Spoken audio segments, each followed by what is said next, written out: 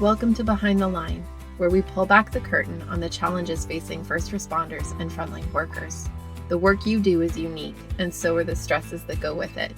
Join me as we tackle key issues to reduce risks for burnout, and as we work to support you in doing the job you love without sacrificing being the kind of person you want to be. Hey there, and welcome back to Behind the Line. I'm your host, Lindsay Foss. If you're new to Behind the Line, what you should know about me is that I'm a clinical counselor specializing in trauma therapy. And after over a decade working with first responders and frontline workers around issues like burnout, compassion fatigue, PTSD, and related OSIs, I've become a passionate wellness advocate and educator for those who sacrifice so much for our communities out on the front lines. Behind the Line is a place for us to talk about the real life behind the scenes challenges facing you on the front lines.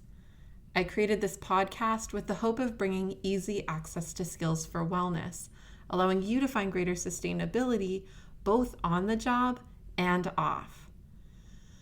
I know last week I left you with a bit of a cliffhanger ending. Okay, cliffhanger might be a bit dramatic, but I did leave last week's episode without giving much of the stuff I love giving most, which is the practical tools to help manage the shit. Apologies if you did feel like it was a cliffhanger. At the end of the day, there's only so much I can pack into a 20-ish minute episode that fits on your commute to work. I'll try to do better today at giving you something you can hang your hat on, because as we get further into this series we're calling Trigger Happy, we're digging into whether avoidance is a strategy we should be using to manage trauma and stress-related triggering. That's today's focus. And then from here, we'll be spending the next couple of weeks getting even more practical as we dig into trigger management and trigger prevention tools. As we open today's topic on the avoidance stance, I want to acknowledge that avoidance is a totally normal reaction to things that are uncomfortable or actively painful. We avoid all kinds of things that we've had previous experience with or exposure to that has taught us that we don't want to do it again. Avoidance is a stress reaction that comes from having learned something.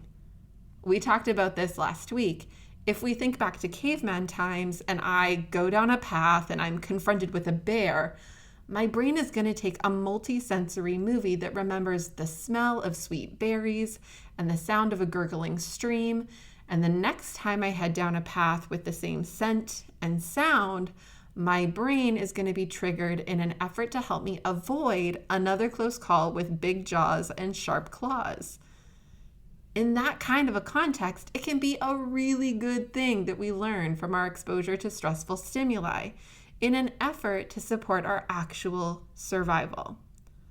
The challenge is that these avoidance prompts can become bigger or more generalized than is helpful to us. And if we're not careful, we can fall into the trap of learned helplessness. For those who haven't taken a psych class in a long time, let's do a quick review. Back in the 1960s, Martin Seligman did research involving dogs. PETA would have a field day with this research now, but at the time it was common practice.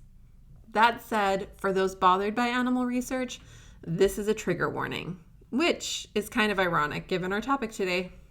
Seligman's research was on classical conditioning, which is about the relationship that forms between two stimuli when they are consistently presented together.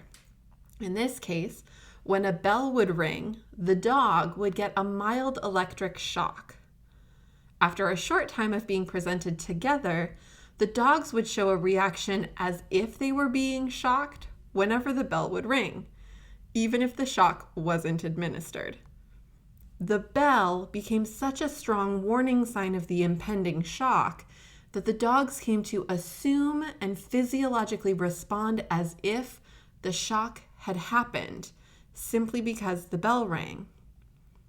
The researchers then took this one step further. They built a cage with two sections divided by a low fence that could easily be jumped by the dogs. One side of the cage was able to administer a mild electric shock, and the other side was electricity free. the dogs were placed on the side with the shock. And for any dogs who had not previously been in the bell experiment, they would quickly jump the fence to be free from the shock. Meanwhile, the ones who had been a part of the bell experiment just laid down and didn't even bother trying to find out if they could get away from the shock. This is what Seligman termed learned helplessness. The dogs had learned that they couldn't escape or evade their fate, even though in this case they could have. The learning became so deeply held that they gave up trying and just stayed in it. Now, here's where the research becomes interesting for our purposes. After they completed this phase of the research, they asked a new question. Can we break associations once they've been made? Essentially, can we reverse learned helplessness? And the answer is yes.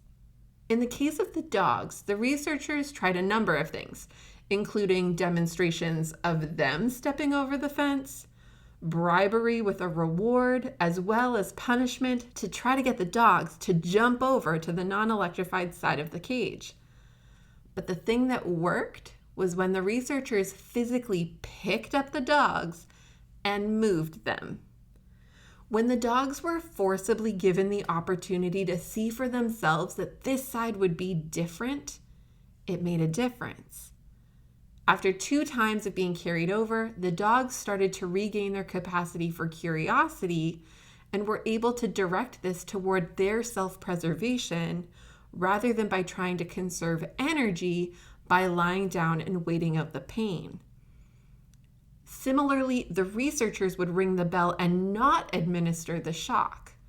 And while the dogs continued to have a physiological reaction as if they were being shocked for a little while, after several repetitions, the dogs learned that the bell was no longer associated with the shock. This process of unlearning a conditioned association is called extinction. We're extinguishing the connection and the related reaction. Okay, so what does this mean for us as humans almost 80 years later? Well, there are 3 key learnings I think we can draw from this that relates to stress exposure and the question of avoidance as a coping tool for dealing with triggering. First, triggering is simply a more nuanced version of conditioning. In the Seligman studies, the conditioned stimuli are easily identifiable: bell, shock, fear. Put those 3 together enough times, bell, shock, fear, and bell will yield fear even in the absence of shock. In life, we rarely get such clean examples. While facets of a stress-inducing or traumatic event can feel clear or obvious, others can feel far more difficult to identify. For example, in a car accident, it might seem obvious that the survivor might develop a triggering reaction to driving, or driving in conditions that are similar to the accident, like at night or in the rain, and maybe even to just being in a car or thinking about being in a car. Those are the easy ones. They feel clearly related. But there are far more subtle connections that can also be made. For example, if the accident happened after leaving the house following an argument with a parent or spouse, the feeling of being angry can become a trigger because it was present at the time of the incident and serves as a connection to what happened. If the accident happened in a rural area with the smell of farms and manure, or near a fast food joint in all its greasy glory, these prompts can be so subtle that they're not even consciously in our awareness.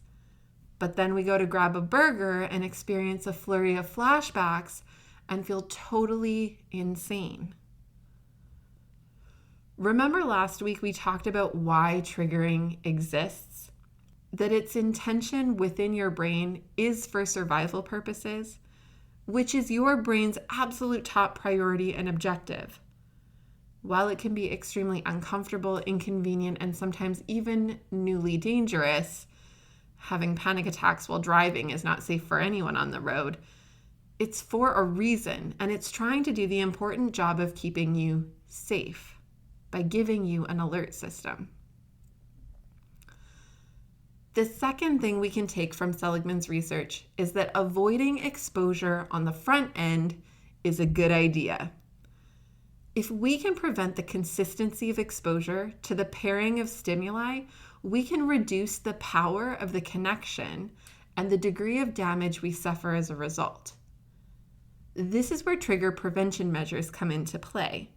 If we can work to provide ourselves with a buffer, a protective layer that helps us keep our prefrontal cortex active during stressful events, we can reduce the consistency with which triggers are paired with events that feel significantly negative.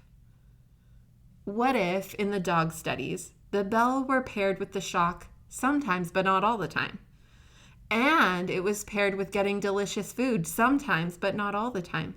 And it was paired with getting pets and cuddles sometimes but not all the time. And it was paired with getting a bath sometimes but not all the time. If the stimuli, the bell, were presented in a host of situations that evoked positive, negative, and neutral feelings, it would likely become background noise, not specifically becoming a hallmark of anything in particular. Similarly, if we can build experiences that evoke a variety of feelings with the things that could otherwise become triggers, we can be proactive at nipping triggering in the bud. Another way we can prevent the consistency of exposure to the pairing of stimuli is by reducing our exposure more generally. I'm not saying avoid triggering here. I'm saying limit exposure to the stress and trauma to begin with. Limiting how much overtime you take on, how many additional projects you commit to, and so on, can help to reduce the likelihood that you will be put in positions to have the affiliations created from the get-go. We'll be talking more about trigger prevention strategies in a couple of weeks, so know that we'll circle back to this if you're keen to have some tangible tools to support this. The third thing we can take from Seligman's study is that we need to step over our own proverbial fences and put in the reps to achieve extinction. Carefully. The thing about triggers is that they aren't actually harbingers of traumatic events. Our brain has paired the triggering stimuli with this series of events that played out and was felt as stressful or traumatizing. But this random smell or image or feeling does not in and of itself bring terrible, awful, traumatic things along with it. The bell, in the case of the dogs, is not dangerous on its own. This is the problem with avoidance. When we avoid triggers, we leave that pairing as is. If the researchers hadn't rung the bell without administering the shock a bunch of times, the dogs might have gone home and peed on the floor whenever the doorbell rang because the connection was still intact. Out of a dislike for peed on rugs, the owners might have disconnected the doorbell to save everyone the stress and trouble. But this further entrenches the connection as long-standing and doesn't give it a chance to unpair. The key with extinction is that the stimuli that was paired to the stressful event, i.e. the trigger, needs to be experienced multiple times within a context that is safe. That's right, as we've often identified on the show, safety is key. And this is essentially the working theory behind exposure therapy as a primary approach to trauma processing and trigger reduction. By exposing ourselves to triggers within contexts that are felt and experienced as safe, we give ourselves the opportunity to unlearn helplessness and extinguish conditioned connections. Now, there are a few very important pieces that I want you to hear before you go out and start throwing yourself into the worst trigger-provoking experiences in an effort to clear them. Number one, for exposure to work, it has to happen with safety intact. Your brain needs to be able to keep the prefrontal cortex on throughout the exposure. If it can't, then you are re-traumatizing rather than extinguishing. You are hurting and not helping. Don't do it. Number two, the best way to help our brain keep safety and the prefrontal cortex online is by making exposure gradual. Don't start with the worst of the worst. Scale it way back. And as each step toward the harder triggering gets easier and feels safer, you can up the ante a bit. And number three, there are no shortcuts. Extinguishing through exposure can take time, sometimes a long time. If you've been exposed to certain traumatic events repeatedly, where the triggers connected to it have overlap, then it will likely take longer to get your brain on board with believing that maybe this trigger doesn't mean bad things are coming all of the time. This will also be a longer process if any of the triggering is connected to events that were from childhood or were interpersonal harm as opposed to random accident or other non-interpersonal events. Our brains store childhood stress and trauma experiences as well as interpersonal ones with a higher degree of sensitivity than events we experience in adulthood or that are non-interpersonal. So let's nail down a conclusion about the avoidance dance.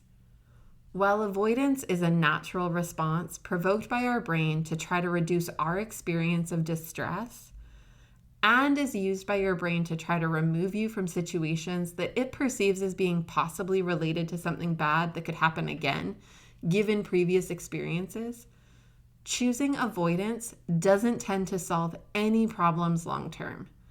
In fact, it can enhance them. If we continually avoid, we grow our perception of fear. We further entrench a story of fear in connection to the triggering thing. And as we do this, the fear will inevitably generalize. It will go from being triggered by driving the car to thinking about driving the car. And as it generalizes, our world gets smaller and smaller and smaller.